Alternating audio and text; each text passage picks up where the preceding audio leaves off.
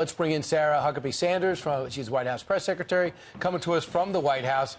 Hey, Sarah, just building on the wall comment, first story in the Drudge today, it looks like the wall, we only have 2 miles built to the wall. What's going on there? And does the president still think he can get 400 miles done of the wall by the end of the year? Absolutely, and that's an incorrect figure. There's far more than 2 miles that have been built. We're still on track to get close to 500 miles built by the end of the year.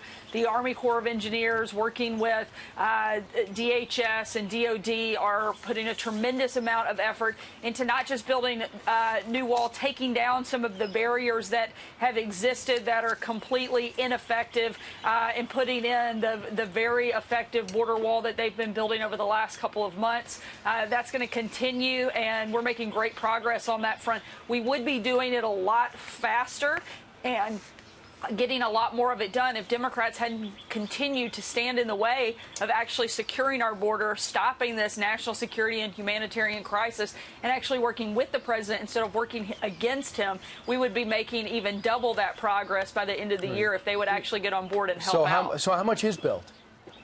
I know that there have been, there's over 100 miles. I think it's close to 115 miles that have been finished. And again, we feel comfortable and confident that we're on track to get right around 500 finished by the end of the year. Okay. Speaking of the wall suits that guy was wearing at the rally, they sold out. Has anybody ever gone to the White House in that suit? Not that I know of. We'll certainly have to check. As somebody who's been unsuspectingly called onto the stage at a Trump rally, I think he should just be glad he wasn't fired in front of thousands of people. Maybe he'll get hired. I don't know. Maybe we'll take him with us to every rally moving forward. I think it's certainly a reinforcement of the message that the president's been talking about, and a recognition of the fact that people across the country support what the president's doing, not just by the suit, but by the sheer number of people that showed up. Tens of thousands of people came out to that rally and every other one, wanting to help push the president's policies forward. And he just got to do it in a much more unique and exciting way. Well, you're going to see more of them in the audience because they are sold out, to Steve's point. Now, we wanted to ask you your reaction to, they're not taking any more migrants in, at least right now temporarily, at the processing center down in McAllen, Texas, at the Rio Grande Valley sector, because so many people have the flu down there. And most recently, a 16-year-old child died from the flu. What's your reaction? Absolutely horrible case, something that shouldn't happen. And this is exactly what the president's been talking about and exactly what he is trying to prevent. The president and his administration requested funding, supplemental funding, just 2 weeks ago to help with the humanitarian crisis at the border. Democrats have still failed to do that. Unfortunately, this problem is going to get worse before it gets better if members of Congress and the Democrat Party continue to refuse to acknowledge the problem and start to help us fix it. They have to work with us. We need that funding. We need to fix our laws and the broken system. The president has been right about this from day one. He doesn't want to be this to continue, which is why he has been so vocal and has been pushing so hard and so aggressively to get this fixed. We have to fix the laws. We have to take away the magnets that are putting people through this treacherous journey. And Lindsey Graham outlined it, but I don't really see anybody rallying behind Lindsey Graham's proposal.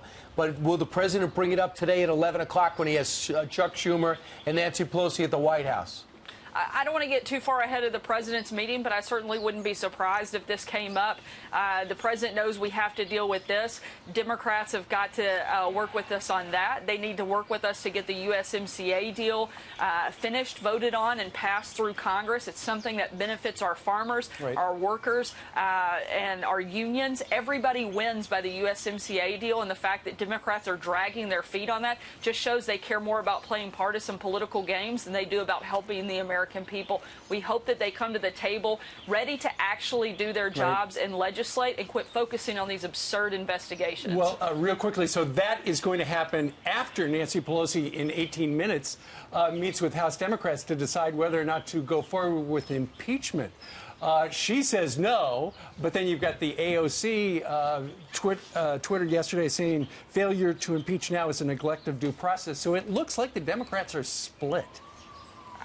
Look, I think the Democrats are split because there are some that recognize what a terrible idea this is. There's no support for it in the country because they know they have no basis for it. It's not just bad politically, it's just bad governing. Their job is to come here and actually do something and govern, and they're not doing that. And I think what they're taking place this morning, hopefully they're going to have a come to Jesus moment where they realize what a terrible idea this is. There is no basis whatsoever for impeachment. The Mueller report was conclusive. There was no collusion. There was no obstruction. And it's time to move forward and get some stuff done. All right. Sarah Sanders joining us from the North Lawn of the White House, where it looks like it's a beautiful day. Thank you very much. It's a beautiful day. Thank you very much for having me. You bet.